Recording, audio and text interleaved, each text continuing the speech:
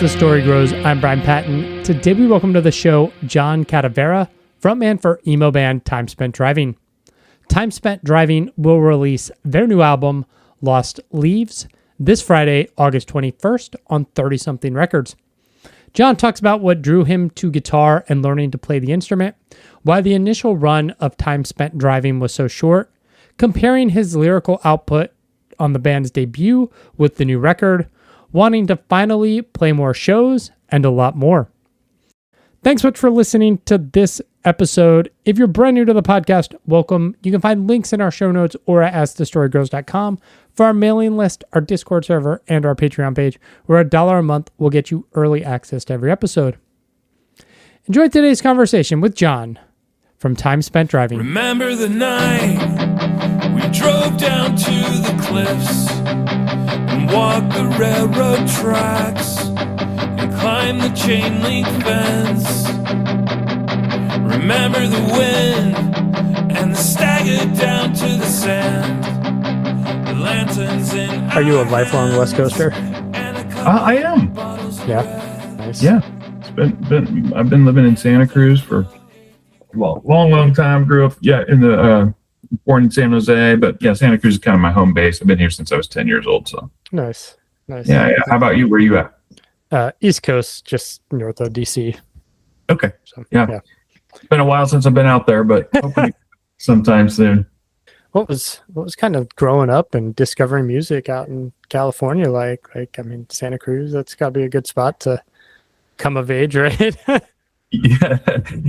We're jumping right in, right? Yeah. Okay. I didn't know we were recording yet. All good though. Let's see here. It was a great place. I think, the skateboarding culture and everything, was a good place to find underground bands. Just having just kind of the whole skateboarding scene with Santa Cruz skateboards and all that. And I got into skateboarding early, and that was kind of all I did. So you hear a lot of music on the skate videos and stuff. You start forming how should I say taste, if you will. And you kind of go along with that. So that's really how I got into punk rock in general, and just hung on to it, and just little by little just kind of expanded upon it, and then got a guitar one day, and Yeah. the rest was history. Yeah. Was there something that led you to guitar, a band or an album that made you want to gravitate towards guitar? Guitar just kind of sticks out with bands and guitar-driven music, and you hear just like, I guess, riffs, and then you're just like, that's pretty cool. Guitar just seemed like, I guess, the best instrument to create your own songs with. It seems like if you want to create, you kind of, guitar is a good way to do it. And I think I'm a lot more on the creative side than I am like kind of technical musician side. So guitar seemed far-fetched to learn. Okay. It's not easy to learn. I mean, my kid's doing some lessons and stuff right now. I never really took lessons or anything, but he's doing some lessons, and he's 12 years old, and, just thinking of the dexterity, all these notes you got to, and the chords and all this. So I, admittedly was kind of, I think, thinking it would be too much work. It seemed really hard. Then my dad got me a guitar just randomly one Christmas, a Yamaha, just basic guitar with a little park amp. And I had some friends that played guitar. I know I had a buddy that kind of stopped skateboarding and got into playing metal and stuff. And you could see these guys just kind of raging and stuff. And I'm like, geez, that seems like a little bit difficult. All these guys taking all these lessons and all of that stuff. But then I started, kind of syncing up with our guitar player, still to this day, Derek. He had a guitar, and he kind of knew what he was doing, and he had some lessons and things like that. So I kind of went over to his house, and kind of learned how to tune this thing to start with. And, he kind of showed me some basics. And so, he could kind of do some tabs type stuff. So, this is the kind of early 90s. So it would be like, Come As You Are, Nirvana, and then like, Plush, Stone Temple Pilots. And then we play like some Bad Religion songs like Sanity and, different things like that. And so you start to pick up on, wait a second, okay, I can do these things and, kind of start there. And I don't really need to know everything there is to know. And so that was good for me because I just kind of jump in. And as I'm as I'm doing it, I learn how. I think it's that way for a lot of people. But in just punk rock in general, it makes it more realistic, with the power chord thing and everything along those lines. So you could get in and you could start, kind of making your own song. I remember the first song, it was like, you know what I mean? And so you can almost like make your own song all of a sudden. And what happened is, some friends of mine that were in bands and they actually knew how to play instruments and stuff. They're like, we're starting a new band. So I'm like, hey, I'll sing, even though I had no business singing whatsoever. And so we got in there and pretty quickly I learned that those guys really weren't too good at putting together songs. So I knew enough to, be dangerous. And I was like playing along with, Social Distortion and like Operation Ivy and things. So you kind of once you kind of learn these songs a little bit, you see what they're doing and you're like, I can do that. Yeah. I can do that. I mean, I may not be doing it on rhythm and stuff, but it feels like I kind of am. I don't know. You got a drummer, you play around with a drummer, it gets a lot easier. So, so jumping around a little bit there, but that was kind of the pathway. Nice. Yeah. Nice. How does that early kind of band formation then evolve into Time Spent Driving? Yeah, funny enough, I mean, I guess you could say that it kind of carried all the way through till now, in the sense of that him and I still play together. And, it's been an off and on thing. We broke up in 2003 and then, didn't get things back going until 2012. And then we've been doing some stuff here and there, but we're doing kind of more than ever at the moment, or ramping up to do more than ever, but putting out a lot of music and things like that.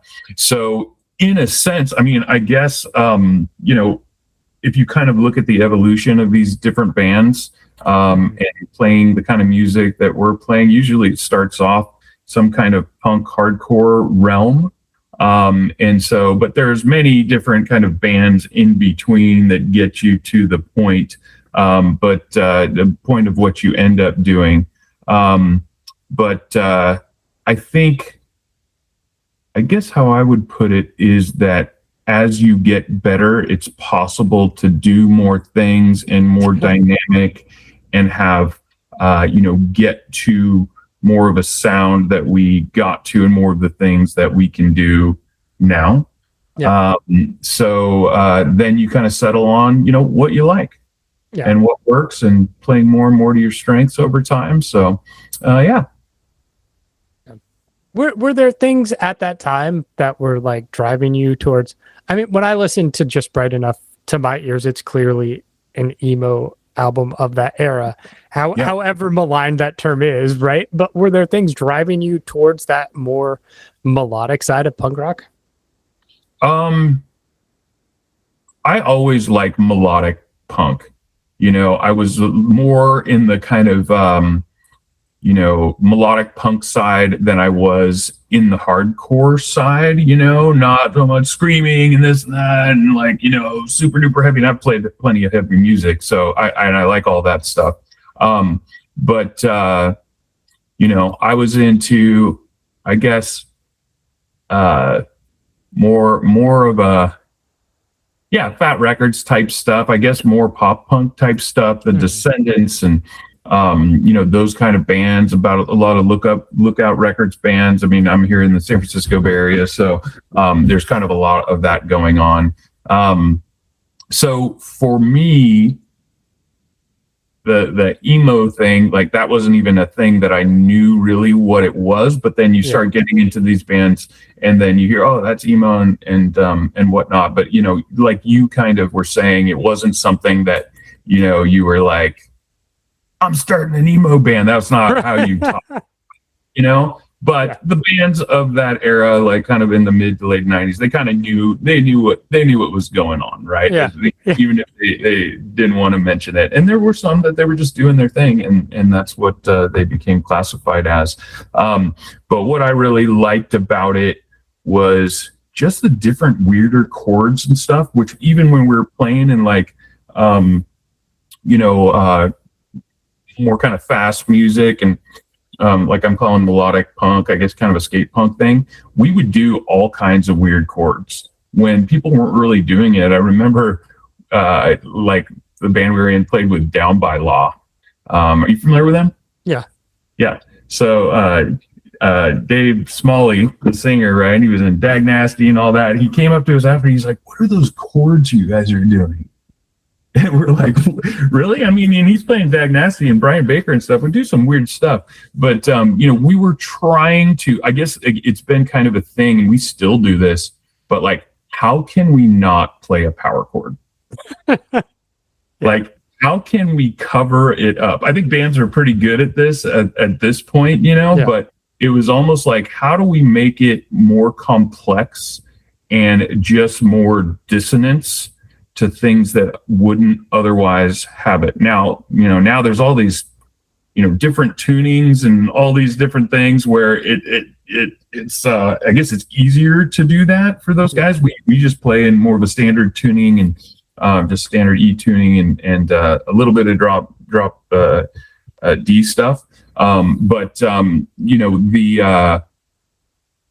remember listening to this band Kerosene 454, and our drummer at the time, he could play guitar, and he was like a way better guitar player than us, and like he was kind of listening to it, and he was kind of like figuring stuff out. I'm like, oh, geez, I wish I could play like that. I wasn't really there, but that was like, and there was plenty of other bands I was into doing that kind of stuff, but they had some pretty cool like chord stuff with like high notes and things in there.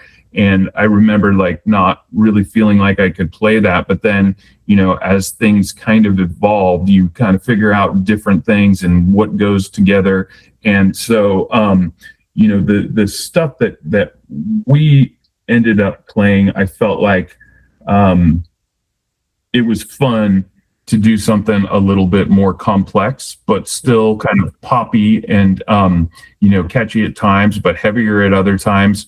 I like a little darker music a lot of the time, but I want it to be catchy at the same time. Yeah. If that makes sense. That's kind of where we are. We have some poppier stuff. We have some more, kind of harder, edgy stuff.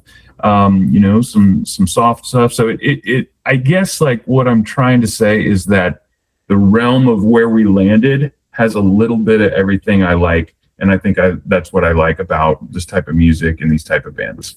Nice.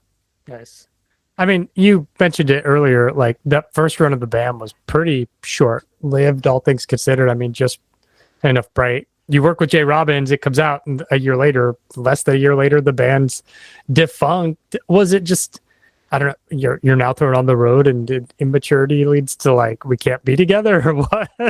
Yeah. I think we did it a little backwards. So like, because we were coming from some other bands that had a lot of momentum as we were doing it, we kind of took that and then took that over and just like, okay, we're going to play every show we can. We're going to do this. We're going to do that right away. So we basically, it took us a while to get to a point where we're like, okay, let's record some stuff. Okay, we have a set. So that took longer than I might think. But then once we had that, we're like, okay, what do we do? So, next thing you know, we're booking as many shows as possible, and you're playing, you get some good stuff, but a lot of it is like, long drives and low attendance. So when we had, even before we put out our first 6-song EP. We had like a 3-song demo, and we played a bunch of shows, and it took a while. So we were playing a bunch of shows. Then we got this EP. Then we're like, okay, what can we do? We got an opportunity to go to Europe, and then we were doing plenty of kind of West Coast stuff and just kind of everything we could. Did a full US tour, and so we did pretty much most of it before our first album actually came out. So by that time, you're driving around doing all of this stuff, and it ain't easy, right? It ain't easy. It's fun, and it's fun for me no matter what. I just like that kind of thing. It's not really for everyone. You got a band of 4 people, and there's different places at different times and schedules, and one guy's married, other guy doesn't have a job, one guy has a flexible, all these different things, right? So once I think we're kind of like all in, do as much as possible, then we get our record, and you record a record too. I mean, you're talking, at least 6 months before you put it out, you recorded it probably. Yeah. So then you're kind of doing your thing, and you're waiting for it to come out, and it always comes out later than you think, and all that stuff. So within that, we're just doing as much as possible. So I think, at that point, if things aren't really hitting and getting bigger and bigger opportunities or cool stuff happening, then you just have different morale and things in the band.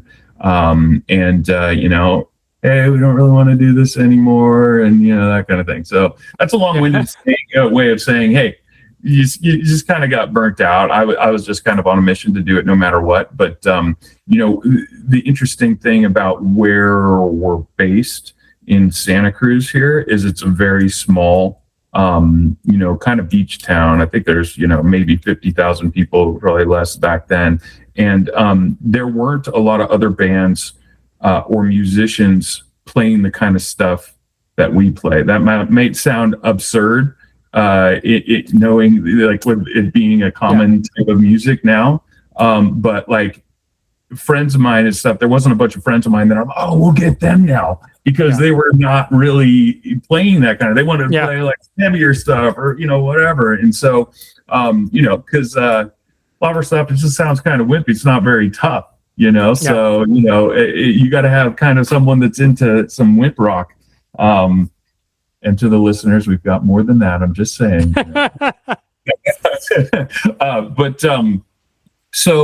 So even like posting on Craigslist or something, it was hard to find people that really even knew the bands that we were into, let alone, what we were playing and things. So it was kind of hard to find, members. We had the 3 core members, but we went through, different bass players and stuff. So it was even hard to find a bass player. We found a new bass player like a week before we went on our US tour. Man. Tells you anything. And it was like one guy, I'll do it. Oh wait, no, I don't really want to do it. And then we found a guy, and we're like, okay, this works. He killed it. And then hey, you're in the band. And then next few days, he's like, hey, I can't really do this tour or whatever. So then it's like, okay, what are we gonna do? And it's in the case of the bass, for us, it really holds the band together, because we'll have a lot of stuff where the guitars don't even have any kind of rhythm notes at all. You can't play the songs without bass. So it was important to have a good bass player that was holding it down. So it wasn't, not super complicated bass parts or anything, but it was an important element. So anyways, what I'm saying is that once the band, a couple of the guys were like, hey, I don't really want to do it anymore. It wasn't like I had this pool of people to keep on doing it. And, just kind of gelling with those guys and knowing what we're doing makes it easier to do what you're going to do instead of starting from scratch. And I felt like we were a good band, before we broke up. Yeah. And the last thing you want to do is be a good band and then get some members that are half-assed, and then, keep going and feel like it's like going to be like, 2 years before you're sounding good again, or, just dealing with different people. So Yeah. anyways, that's kind of what happened. And then I started a business and got really, really busy with that. So it wasn't top of mind. Yeah. Yeah. Still wanted to do it. And I tried different things.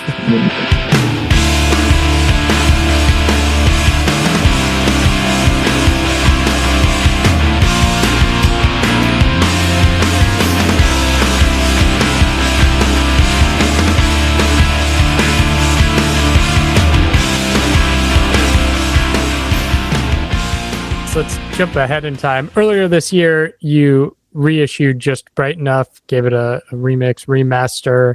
How'd you get connected with 30 something records, and who came up with the idea to put that album out again? I know 30 something has done a bunch of those. Yeah. They've done a bunch of our friends bands, like Pop Unknown, Benton Falls, and like a lot of bands we used to play with a lot, and a lot of bands I'm familiar with. And, as we were getting our kind of newest record that's coming out, it's rolling out right now. We got another single rolling out on Wednesday, but it comes out end of August. And so as we were figuring out what we were going to do with that, I kind of knew 30 something records was doing stuff. So I reached out to them and just said, hey, we've got this new album coming, we want to do some reissues and things like that. Ultimately, like a lot of this stuff didn't come on out of vinyl. That'd be cool. And he was actually, Matthias over there was actually at the show we played in Berlin in Germany when we toured over there in 2001. So that was just a good connection in general. And the stuff that he does is a good spot for us to be doing stuff. And he does a good job. And I feel like we do a good job. So that's kind of how it came about. And so you're like, hey, let's start with the Just Enough Bright thing. And then let's roll out a new record after that. So that's essentially how it went. Nice. This new album's called Lost Leaves. This is kind of your second post-pandemic album. What inspired the writing for this one? I mean, you talked about you're coming out of dark times on this record. Yeah. When you started the writing process of this record. Yeah, I think a main thing was we were coming out of the pandemic stuff. The last record, I think we released the record before it in like 2014 or 15. And so, we of course had already started writing some new stuff, but we had another bass player change within that. So we had that going, and then, we started getting things together, and then there was a couple babies the other guys had. So there was babies in there, and then we're pretty much like almost, halfway recorded, and then the whole pandemic hit and all of that stuff. So it really took, I hate to say it, about 7 years for that album to be written and finished recording and put out. Yeah. So for me, that's basically unacceptable. So after going through all that, I did get to a good place in my life where I just had a lot of energy and motivation, and even over code and stuff, being at home. And I built this office here that I'm in right now that's basically like my home studio as well. So having a place to write and play and just demo some stuff that's not in the corner of your bedroom, with an iPad on your dresser while your kids are coming in, yanking on, and then your wife comes on, and the whole thing. So I was able to, come out any time of the day, night, and work on things. And my goal was essentially, I got plenty of output coming out here, and I'm not going to let that happen again, not getting any younger. And I want to do as much music as possible. So basically that was kind of the inspiration in so many ways, to really crank on it. But here we are 3 years after we're pretty much done with the record. We're coming out. So I cut it down, less than half. So Yeah. I'm pretty, I'm feeling good about that. Yeah. I mean, the music industry is fucking weird, right? And shit takes a while. So Yeah. that's how it goes. What inspired the title of Lost Leaves? Yeah. So it's hard coming up with album titles and stuff. I'm pretty particular about that. And so, you have an opportunity, just like a song, to name an album something, and you might as well try to, come up with something cool that also makes sense with the album and the feel of it. So it's just kind of experimenting with things. I have different, usually have different names, whether it's songs or it's just like band names or whatever. You have different things going through your head that, hey, this might work. And you're kind of like teetering between different things. What happened is I have like some glamping types cabins that I put on my property. And the photo on the album, my brother, on the deck of one, there was this madrone trees coming over at night, and we were hanging out up there smoking cigars or something, just hanging out. And he takes a lot of cool photos for the stuff he does on Instagram and stuff. And he took a couple cool shots, and he had sent them over to me. And I was like, these are pretty cool, these look cool. And so I just, I design our artwork and whatnot too. So it was kind of an organic thing in the sense of, okay, this might be cool art. And okay, what could I name this, and how could it relate to some lyrical content on the site? But I feel like album art is a lot about the feel of the music and the kind of the topical overall kind of lyrical direction. So there's a song called Motion Lights on there. Let me think of the lyric before I say it. The lyric is, I'm the shadows of the trees before they lose all of their leaves. I think that's the lyric. Or when they lose all of their leaves. So anyways, I have this rad photo and series of different photos.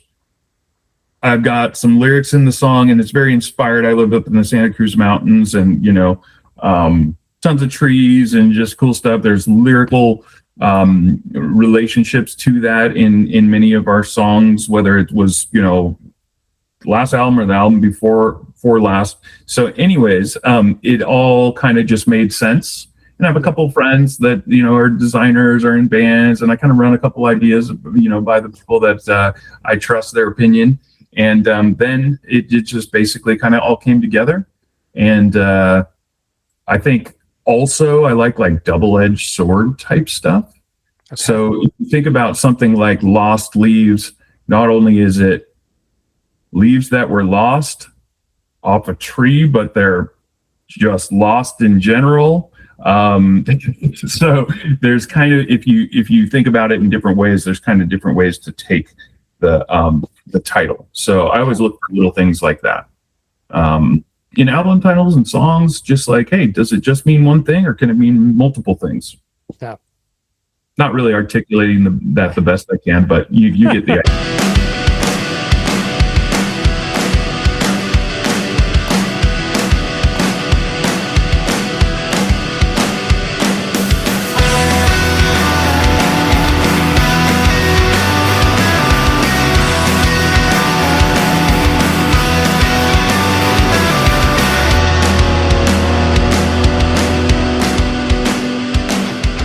Because in the span of a few months, you'll have reissued your debut album and have this new record. Reflected on both of them, like, is it weird to look at the younger version of yourself and like you as a lyricist and musician at that time and what you've written now, and like contrast them, and or like, is it just like cool to see the growth and evolution? Yeah, it's a good question. Yeah, I wrote Just Enough Bright when I was like, maybe 21, 22 years old. So, you have a lot different things going on in your life at that point than you are going to, now. Yeah. So in revisiting that more, and we decided to have Jay Robbins, who originally recorded it, produced it, remix it, and which was really cool. I was a little hesitant to do it because I always thought it sounded pretty good, and you never know with that stuff if you kind of like if it'll be better or be kind of a little weird or what. But it's a pretty raw record. There's not tons of production stuff going on, so you can really just focus on the sounds more. But in doing that, I had to do a lot of listening to it and a lot of thinking about that. And you got to revisit the art and then on the lyrics, all that stuff. So in one sense, I'm proud of it, and I feel like the lyrics are well written. I don't feel like it's like embarrassing by any means, but it is a pretty big contrast between much of the things I might write about now, which when you're happily married, you're not going to write about as much relationships and things like that.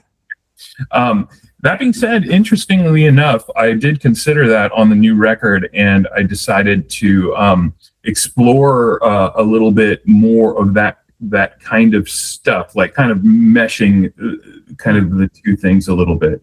But lyrically, I feel like it's pretty the general way I think about lyrics is pretty similar.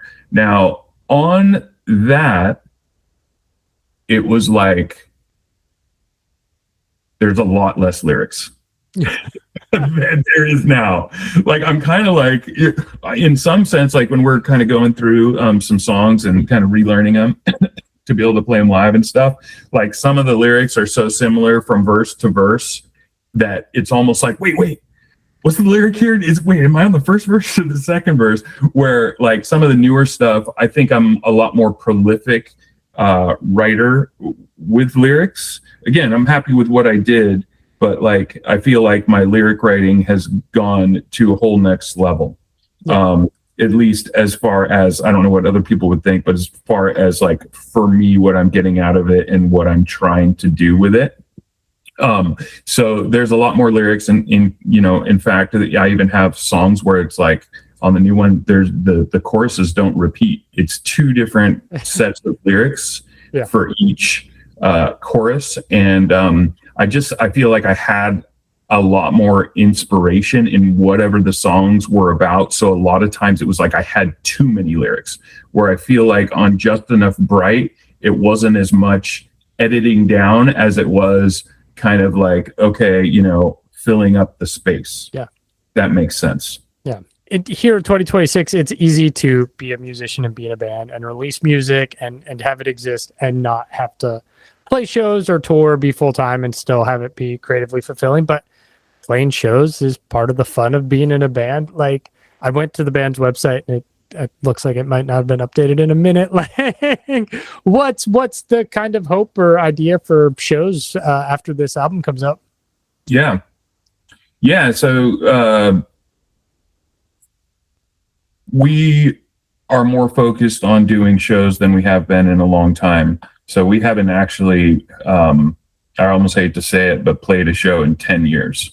So I did a couple acoustic shows, but that was partially because, we had a member that didn't really want to play shows, and, so you could do it, but then it's like, okay, what are you doing? And, last thing I want to happen is to start playing shows and just like, whatever. And then, I don't want to do it anymore, that kind of thing. Right. So I kind of, that's kind of an interesting part of this new album too. But, I was kind of like, hey, we may not play a show again. So I'm just going to just write as much as possible and just make cool stuff. And at the very least, keep on recording and everything. But we got a couple new members, and that world is opening up for us in a huge way. And we have some really good new connections, where it's going to give a lot more opportunity to do some cool stuff and hopefully be able to pick and choose a little bit more. I don't know what'll happen, but interestingly enough, so I was going into that record thinking, we might not play these songs live. So we cleared the hell out of it. There's like extra guitar parts and like all kinds of stuff. And now it's like, I'm like, geez, if we have to play that song live, like we really gotta really think about this. So there's on there that I'm like, okay, wait, we got a lot here. We're on, Just Enough Bright. Again, it was basically we're playing the parts, that are there, and it was more of a live setting, where this was more, let's make the record killer, and who cares if we put extra stuff. Right? I might not need to play them live anyway. So so we are right now. We've been getting together a good chunk of songs to play live, just trying to focus on what's kind of flowing live and everything. But I think that we'll expand upon that as we go. But the idea is we're a little early to do much this year, but I think next year we're going to be lining some stuff up. So we're excited to get out there.